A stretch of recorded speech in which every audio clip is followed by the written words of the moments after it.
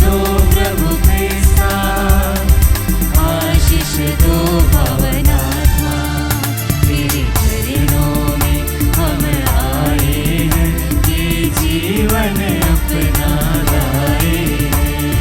पूजन करने, अर्चना करने, वंदना करने हम आए हैं। पूजन करने, अर्चना करने, वंदना करने हम आए हैं। आशीष दो है परम पिता, आशीष दो प्रभु क्रिस्ता, आशीष दो पवन आत्मा, तेरे चरणों में हम आए हैं, ये जीवन अपना लाए हैं।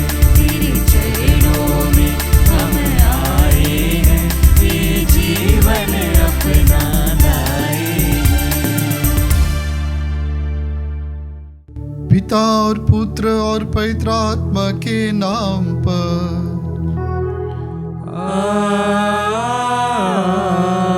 आमीन। हमारे प्रभु यीशु ख्रीस्त की कृपा, ईश्वर का प्रेम तथा पवित्र आत्मा का साहचर्य आप सबों को प्राप्त हो। और आपकी आत्मा के साथ। पाद्री पियो, जो कि एक महान संत हैं, उन्होंने मीसा के बारे में इस प्रकार कहा है, इस संसार सूर्य के बिना रह सकता है, लेकिन इस संसार बिना पवित्र यूखरिस्त का रह नहीं सकता। और पाद्री पियो का यह कहावत पवित्र मीसा बलिदान का महत्व, इसका प्रभाव, सूर्य के बिना इस धरातल में जीवन शायद ही संभव होगा, उससे भी बढ़कर यूखरिस्तीय बलिदान या मीसा के बगैर शायद ही इस संसार चल पाएगा। प्रिय भाई और बहनों, हम सब बुलाए गए हैं प्रभु के इस सर्वोत्तम बलि भोज में।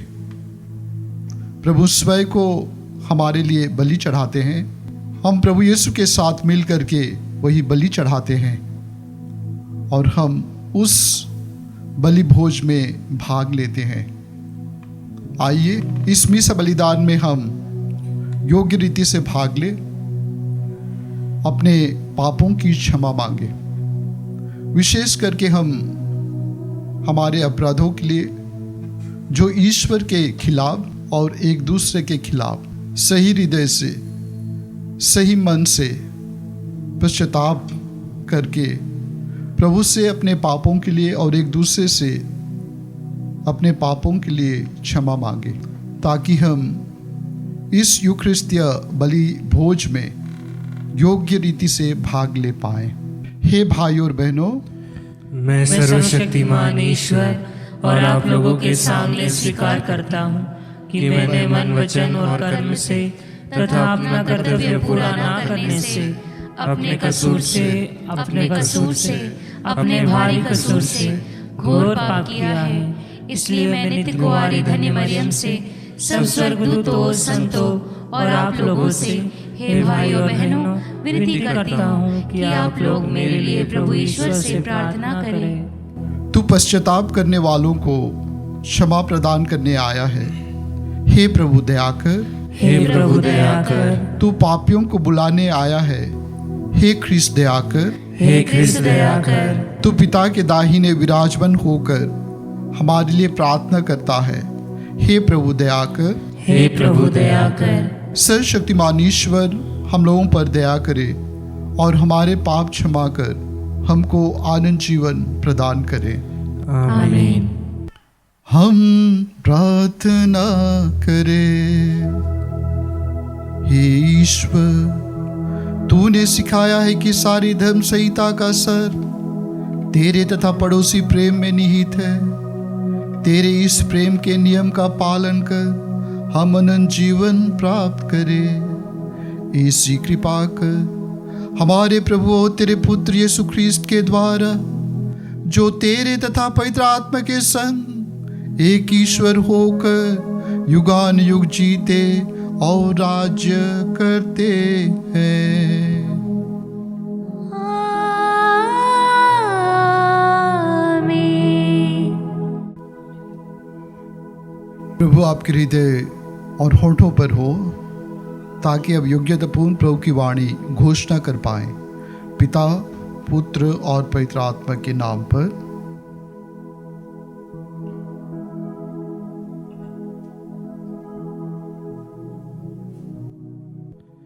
पहला पाठ एज़ा का ग्रंथ, अध्याय 1, वाक्य संख्या 1 से लेकर 6 तक। जो प्रभु की प्रजा के सदस्य हों, वे यरूशलेम की ओर प्रस्थान करें और प्रभु का मंदिर बनाएं।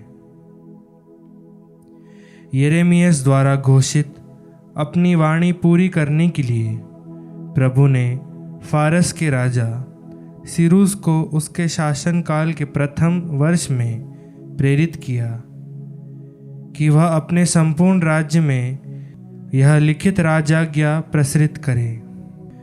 फारस के राजा सीरूस कहते हैं, प्रभु स्वर्ग के ईश्वर ने मुझे पृथ्वी के सब राज्य प्रदान किए और उसने मुझे यहूदिया के यरूशलेम में एक मंदिर बनवाने का आदेश दिया है।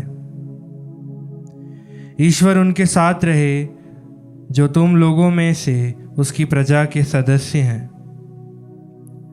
वे लोग यरूशलेम में रहने वाले इज़राइल के ईश्वर प्रभु का मंदिर बनाने के लिए यरूशलेम की ओर प्रस्थान करें।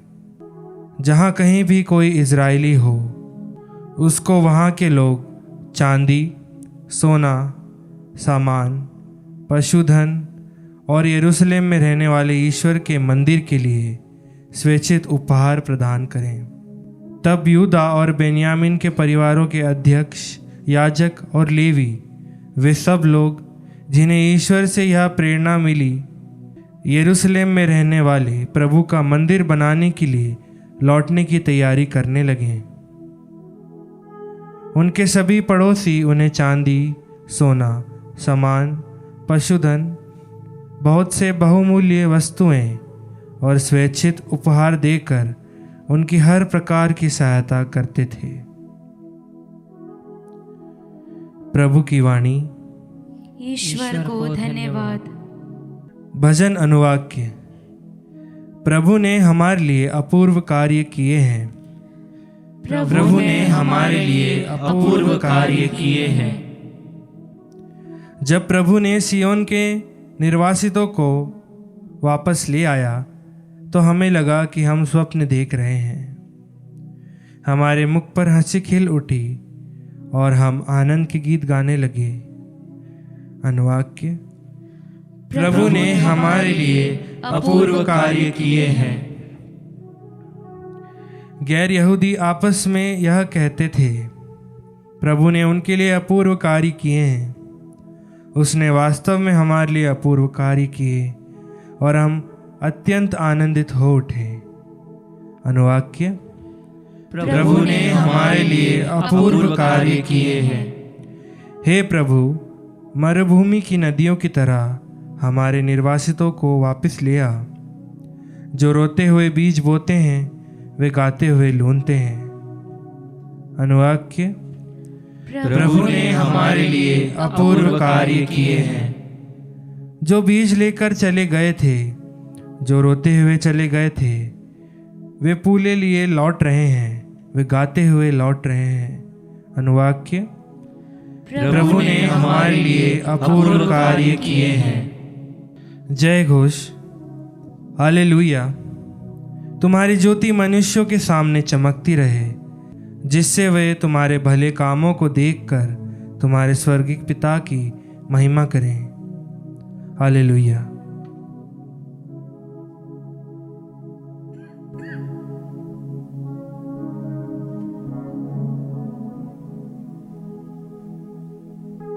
प्रभु आप लोगों के साथ हो और आपकी आत्मा के साथ। संत लूकस के अनुसार पवित्र सुसमाचार। हे प्रभु तेरी महिमा हो। यीशु ने लोगों से यह कहा, कोई दीपक जलाकर बर्तन से नहीं ढकता अथवा पलंग के नीचे नहीं रखता, बल्कि वह उसे दीवट पर रखता है, जिससे भीतर आने वाले उसका प्रकाश देख सके।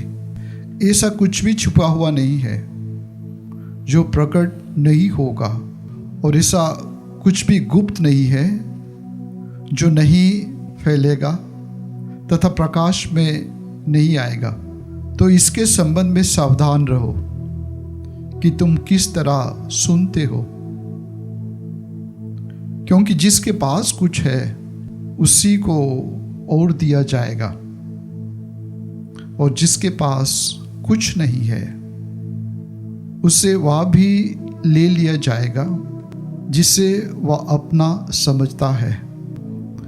यह प्रभु का सुसमाचार है। हे क्रिस्त तेरी स्तुति हो। 50 वर्ष या 60 वर्ष काफ़ी समय होता है। कई बार एक पीढ़ी यूं ही निकल जाती है। विशेष करके आज के पहला पाठ में हम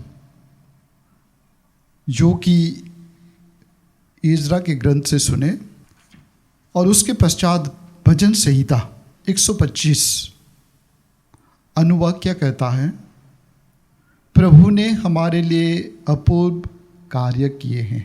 ना सिर्फ हम कहते हैं, गैर यहूदी भी कहते हैं कि प्रभु इनके लिए अपूर्व कार्य किया है, अर्थात जो पूर्व में कभी घटी नहीं थी। और वह घटना आज के पहला पाठ के प्रत्युत्तर में यह भजन संहिता है। इज़रा का ग्रंथ उस संदर्भ में लिखा गया है जबकि दक्षिण के यहूदा निवासी बाबुल के निर्वासन में करीब 587 ख्रीस्त पूर्व निर्वासन में ले गए थे। और ना सिर्फ वे निर्वासन में ले गए थे, उनकी मंदिर, उनका शहर, उनके राजा, उनके याजक, उनके धर्मशास्त्र प्राय ध्वंस या सर्वनाश हो चुका था। और ये लोग परदेशी निर्वासित दास के तौर पर बाबुल में रहा करते थे। जैसे कि भजन संहिता में कहा कि जब हमें यह संदेश मिली कि हम अपना देश लौट पाएंगे, हमें ऐसा लगा कि क्या ये सपना तो नहीं है, यह सच है, हकीकत है। प्रिय भाई और बहनों, ऐतिहासिक तौर पर जब पर्सिया के राजा साइरस का उदय हुआ और बाबुल और उनके आस पड़ोस के साम्राज्य को अपने अधीन में ले लिया, जैसे कि आज के पाठ में कहते हैं, प्रभु उन्हें आत्मा से प्रेरित किया, उन्हें प्रेरित किया और उन्होंने लिखित में घोषित किया, डिक्री निकाली कि परदेशी जो निर्वासन के तौर पर हैं, ना सिर्फ यूदा के लोग जो भी अपने साम्राज्य में दास के तौर पर हैं, वे अपने देश लौट सकते हैं। और उनमें से यूदा के निर्वासित लोग भी, और ना सिर्फ वे स्वतंत्र लौट सकते हैं, उनकी मंदिर जो ढह चुका है उनको बनाने में राजा स्वयं मदद देंगे और उनका शहर का भी निर्माण होगा। तो यही संदर्भ में ये लोग आने वाले हैं निर्वासन से, और कोई लोग आ जाते हैं और इसी के संदर्भ में हम देखते हैं, जब मंदिर निर्माण का कार्य चालू होता है, कई विरोधी उन्हें डिस्करेज या हतोत्साहित करते हैं, लेकिन नबी, तत्कालीन नबी जकरिया, मलाकी, हगाई, इस प्रकार के नबी यरूशलेम शहर का निर्माण करने में लोगों का कंधे जब झुक जाता है, दिल छोटा हो जाता है, हार मानने लगते हैं, उस समय ये नबी लोगों को प्रोत्साहित करता है। और ये कुछ सब संभव हुआ तब जब प्रभु ने स्वयं राजा के हृदय को अनुप्राणित किया, स्वतंत्र हो जाना और अपने घर लौट करके आ जाना, अपना देश, और एक नई शुरुआत। आप लोग अपने जीवन में ख्रिस्तीय होने के नाते नई शुरुआत कहाँ से करेंगे? आपके कॉलेज से, आपके दफ्तर से, आपके परिवार से। लेकिन आज के पाठ में कहता है नई शुरुआत प्रभु के मंदिर से। प्रभु के मंदिर से ही नई शुरुआत हमारे जीवन में हो सकता है। और राजा साइरस प्रभु के अभिषिक्त थे, जिसका जिक्र नबी ईसायास भी करता है अध्याय 44 में। और नबी ईसायास की भविष्यवाणी पूर्ण होता है और प्रभु के मंदिर निर्माण का कार्य में सब जुट जाते हैं। तमाम लोगों का सहयोग रहता है, विदेशी साइरस राजा का, नबियों का, याजकों का, लोगों का। सच में प्रभु का घर हम ईंट और पत्थरों से नहीं बनाते हैं। प्रभु का घर हम अपने दिलों से बनाते हैं, अपने विश्वास के द्वारा बनाते हैं। तो पूरे राष्ट्र का फोकस या दिल जो था प्रभु का मंदिर था। ये लोग कई बार अपने आप में सीमित होने का अनुभव कर रहे थे और कार्य को कई बार रोक देते थे। कहने लगे कि हमारे पास पर्याप्त साधन नहीं है। लेकिन जब हमें ये लगे कि हम सीमित हैं, हमसे ये होगा नहीं, तब हमें याद करना है कि प्रभु के पास इतने साधन हैं। यदि प्रभु के कार्य है तो हमें साधन की कोई चिंता करने की आवश्यकता नहीं, क्योंकि प्रभु देखता है कि हमें साधन मिले और ये योजना आगे बढ़ती जाए।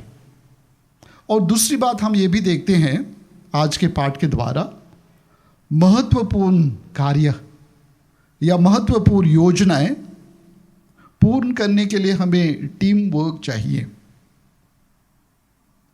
जब प्रभु आपको सेवा करने के लिए बुलाते हैं, हमें विश्वासपूर्वक, विश्वासी के तौर पर, टीम मेंबर के तौर पर हमें कार्य करना है।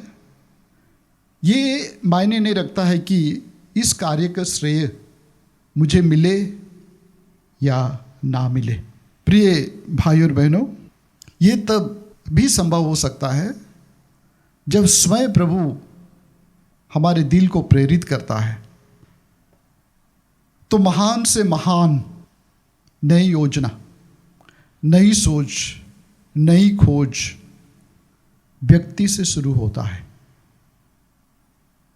और इसी प्रकार साइरस के दिल में, हृदय को प्रभु ने स्पर्श किया, अनुप्राणित किया। हमें भी आज चाहिए कि यदि हम हमारे जीवन में, हमारी कलीसिया में नई शुरुआत करना चाहते हैं, तो हम ईश्वर को अवसर दें कि वे भी हमारे हृदय को स्पर्श करें, इंस्पायर करें। और फलस्वरूप क्या होता है? होता यह है कि हमारा मन परिवर्तित होता है, हमारा दृष्टिकोण बदलता है, हमारा सोच बदलता है। इसलिए फिलिपियों के पत्र अध्याय 2:13 में कहता है, ईश्वर अपने अच्छे उद्देश्यों के लिए हमारे जीवन में कार्यरत है। साथ ही साथ आज के पाठों के द्वारा हमें ये भी शिक्षा मिलती है, क्या हम प्रभु के सामने झुकने के लिए तैयार हैं? जो व्यक्ति नहीं झुकता वह प्रभु का अनुसरण नहीं कर सकता। प्रभु आज भी हमें उनकी योजनाओं को, उनकी सोच को नज़दीकी से जानने के लिए और उनका पालन करने के लिए बुलाते हैं। हम पुनः याद रखें कि निर्वासन से उन्हें मुक्ति मिली, मंदिर बनाने का उन्हें प्रोत्साहन मिला, योजना मिला और उन्हें सहायता मिली, और सब मिल करके ईश्वर के मंदिर को वे निर्माण किए। सिर्फ इसलिए संभव हुआ कि प्रभु किसी के दिल को स्पर्श किया, और इसलिए संभव हुआ कि उस राजा ने अपने आप को प्रभु की अभिषिक्त समझा, और इसलिए संभव हुआ कि सभी लोग इसमें जुट गए, और इसलिए संभव हुआ कि कोई उनको, जैसे नबी थे वो लोग उनको प्रोत्साहन देते रहे, और इसलिए संभव हुआ क्योंकि वो चाहते थे हम नई शुरुआत करें। क्या आप आपके जीवन में नई शुरुआत के लिए तैयार हैं? नई शुरुआत दिल से, लेकिन नवीनीकरण हमारे जीवन में, हमारे कलीसिया में प्रभु के घर से ही शुरू होता है। प्रभु आज हमें पाठ के द्वारा एक नई शुरुआत, नई एक्सोडस, नए निर्गमन और प्रभु के मंदिर में प्रवेश करने के लिए एक समूह के तौर पर हमें बुलाते हैं। प्रभु के मंदिर से ही हमारे जीवन में परिवर्तन होता है, एक नए समूह का गठन होता है, और हम प्रभु के कलीसिया के तौर पर जाने जाते हैं।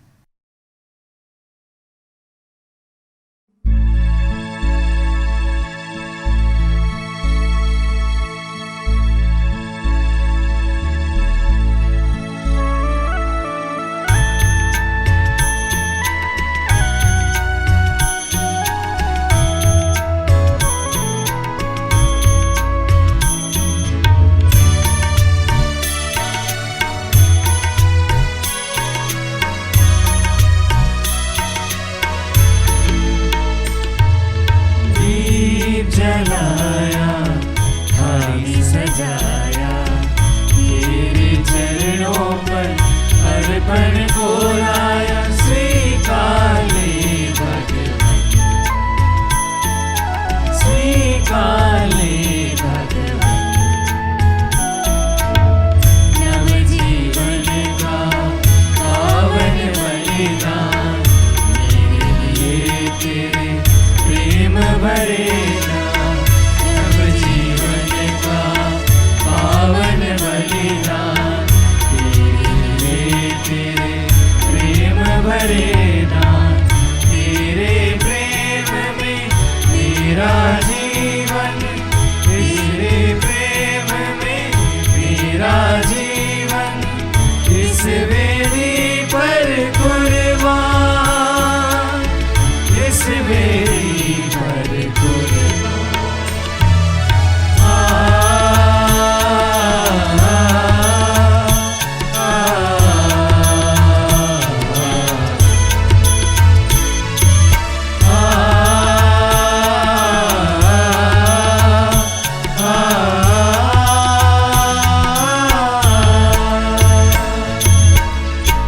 भाइयों और बहनों, प्रार्थना कीजिए कि सर्वशक्तिमान पिता परमेश्वर मेरा और आप लोगों का यह बलिदान ग्रहण करें। प्रभु अपने नाम की स्तुति तथा महिमा के लिए और हमारे तथा अपने समस्त पवित्र कलीसिया के लाभ के लिए आपके हाथों से यह बलिदान स्वीकार करें।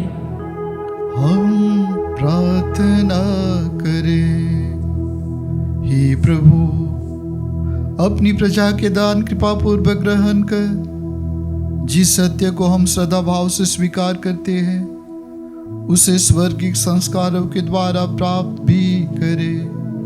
हम यह प्रार्थना करते हैं अपने प्रभु ख्रीस्त के द्वारा।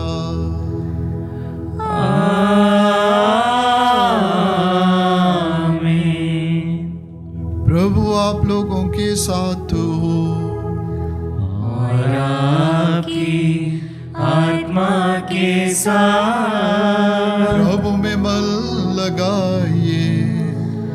हम प्रभु में मन लगाए हुए हैं। हम अपने प्रभु ईश्वर को धन्यवाद दें। यह उचित और न्याय संगत है। हे प्रभु पवित्र पिता, सर्वशक्तिमान और शाश्वत ईश्वर, यह वास्तव में उचित और न्याय संगत है, हमारा कर्तव्य तथा कल्याण है कि हम सदा और सर्वत्र अपने प्रभु ख्रीस्त के द्वारा तुझे धन्यवाद दे।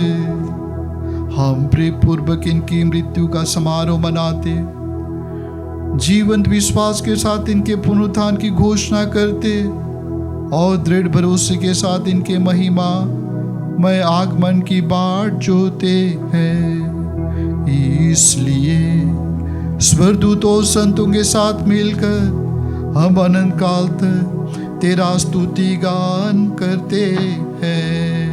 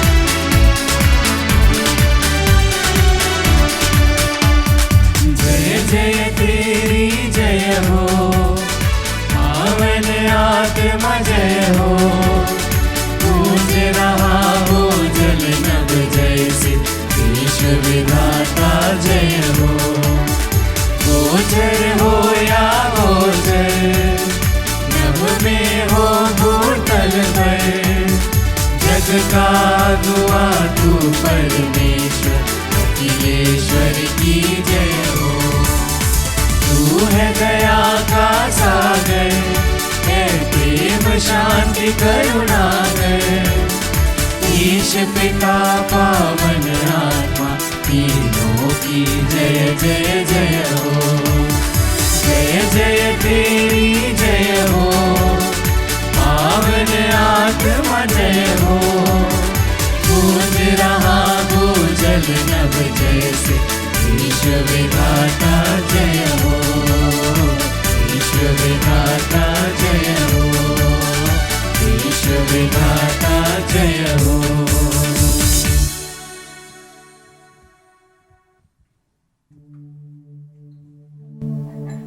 हे प्रभु, तू वास्तव में पवित्र है, सारी पवित्रता का स्रोत है। हम तुझसे प्रार्थना करते हैं, तू इन उपहारों को अपने आत्मा के संस्पर्श से पवित्र कर दे कि ये हमारे प्रभु यीशु ख्रीस्त के शरीर तथा रक्त बन जाएं। जब वे स्वेच्छा से मृत्यु के लिए सौंपे गए, उन्होंने रोटी ली, तुझे धन्यवाद दिया और रोटी तोड़कर उसे अपने शिष्यों को देते हुए कहा, तुम सब इसे लो और इसमें से खाओ,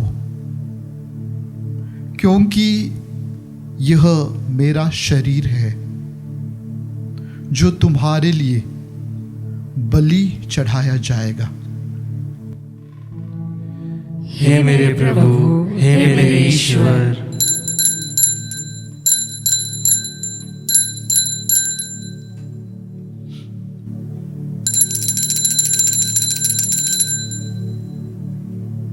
इसी भांति भोजन के बाद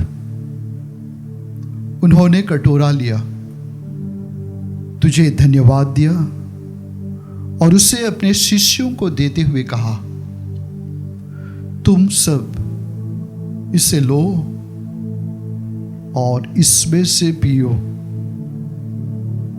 क्योंकि यह मेरे रक्त का कटोरा है, नवीन और अनंत व्यवस्थान का रक्त, जो तुम्हारे और बहुतों के पापों की क्षमा के लिए बहाया जाएगा। तुम मेरी स्मृति में यह करो।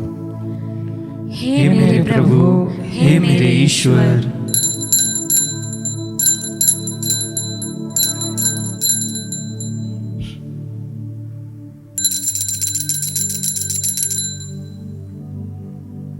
विश्वास का रहस्य। हे प्रभु, हम तेरी मृत्यु तथा पुनरुत्थान की घोषणा तेरे पुनरागमन तक करते रहेंगे। इसलिए हे प्रभु, हम ख्रिस्त की मृत्यु और पुनरुत्थान की स्मृति में तुझे जीवन की रोटी और मुक्ति का कटोरा चढ़ाते हैं। हम तुझे धन्यवाद देते हैं कि तूने हमें अपने सम्मुख उपस्थित होने और अपनी सेवा करने का सौभाग्य प्रदान किया है। हमारा नम्र निवेदन है कि हम सब ख्रिस्त का शरीर तथा रक्त ग्रहण करके पवित्र आत्मा के द्वारा एकता के सूत्र में बंधे रहें। हे प्रभु, हमारे संत पिता फ्रांसिस, हमारे धर्माध्यक्ष चाको और सभी याजकों के साथ विश्व भर में फैली अपनी कलीसिया की सुधि ले तथा इसे प्रेम में शीत बना दे।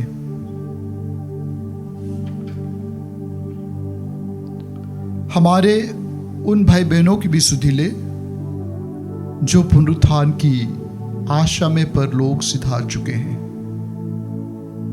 उन्हें और सभी मृतकों को अपने दर्शन का सौभाग्य प्रदान करे।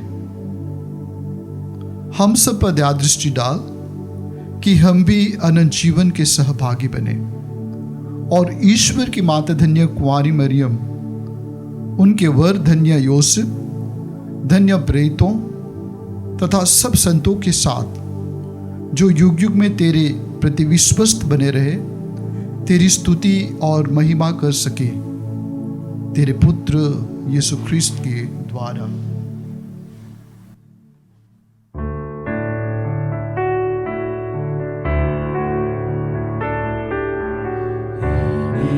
प्रभु ख्रिस्त के द्वारा, इन्हीं के साथ और इन्हीं में, हे सर्वशक्तिमान पिता ईश्वर, पवित्र आत्मा के साथ सारा गौरव तथा सम्मान युगान युग तेरा ही है।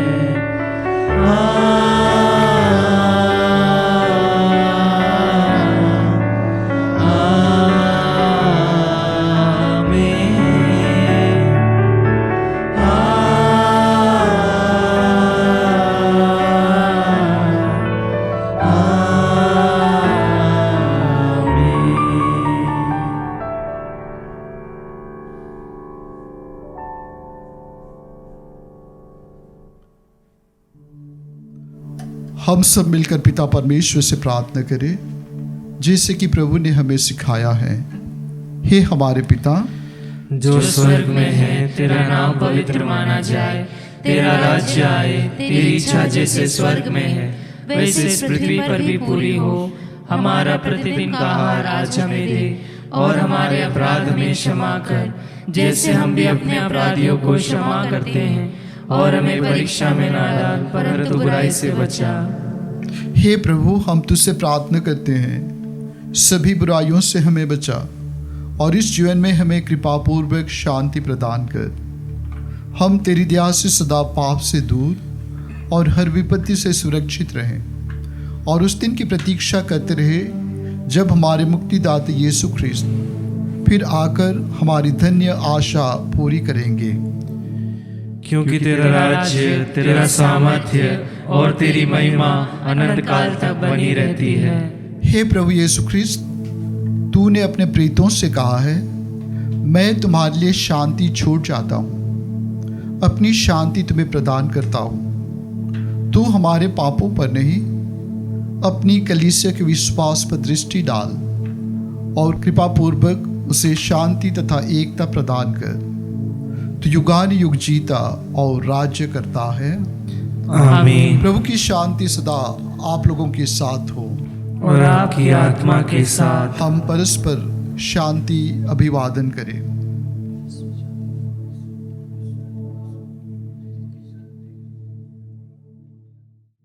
हे ईश्वर के मेमने, तू संसार के पाप हर लेता है, हम पर दया कर। हे ईश्वर के मेमने, तू संसार के पाप हर लेता है, हम पर दया कर। हे ईश्वर के मेमने, तू संसार के पाप हर लेता है, हमें शांति प्रदान कर।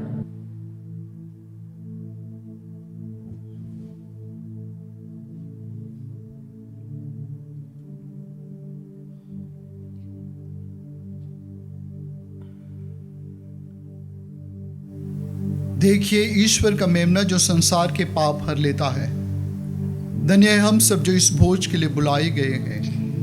हे प्रभु, मैं इस योग्य नहीं हूँ कि तू मेरे यहाँ आए, किंतु एक शब्द कह दीजिए और मेरी आत्मा चंगी हो जाएगी।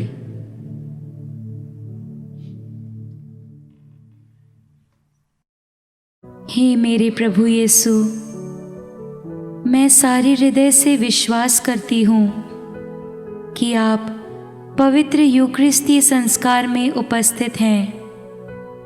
हे प्रभु, मैं सभी चीज़ों से बढ़कर आपको प्रेम करती हूँ और मेरी यही अभिलाषा है कि आप मेरी आत्मा में आकर बस जाएं, क्योंकि हे प्रभु, मैं आपको आज ग्रहण करने में असमर्थ हूँ। हे प्रभु, आध्यात्मिक रूप से आकर मेरे हृदय में समा जाइए। हे यीशु, मैं आज आप में एक होना चाहती हूँ और आप में समा जाना चाहती हूँ। हे प्रभु, यह कभी ना होने पाए कि मैं आपसे कभी अलग हो जाऊं। आमीन। प्रसाद भजन। प्रभु कहते हैं, भला गडेरिया मैं हूं, मैं अपनी भेड़ों को जानता हूं और मेरी भेड़ें मुझे। हम प्रार्थना करें। हे प्रभु, तूने इस संस्कार द्वारा हमारा नवनिर्माण किया है। कृपा पूर्वक हमारी सहायता कर कि हम संस्कार तथा आचरण में तेरी मुक्ति प्राप्त कर सके, हमारे प्रभु ख्रीस्त के द्वारा।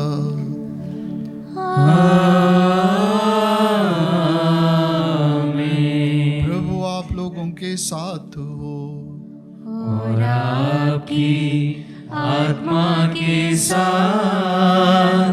सर्वशक्तिमान परमेश्वर पिता, पुत्र और पवित्र आत्मा आप सबों को आशीर्वाद प्रदान करें।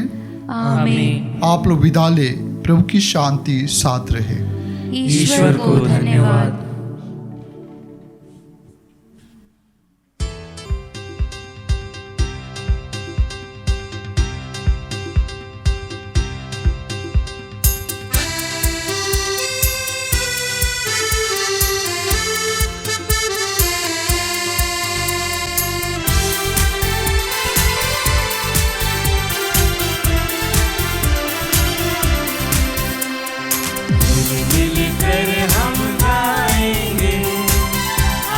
प्रभु के गाने, प्रेम भरे तराने, मिल मिल कर हम गाएंगे आज प्रभु के गाने, प्रेम भरे तराने।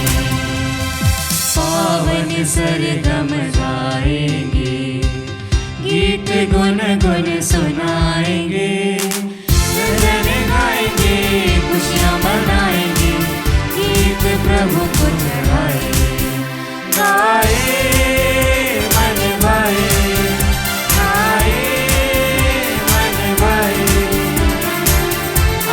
प्रभु के गाने, प्रेम भरे ये तराने,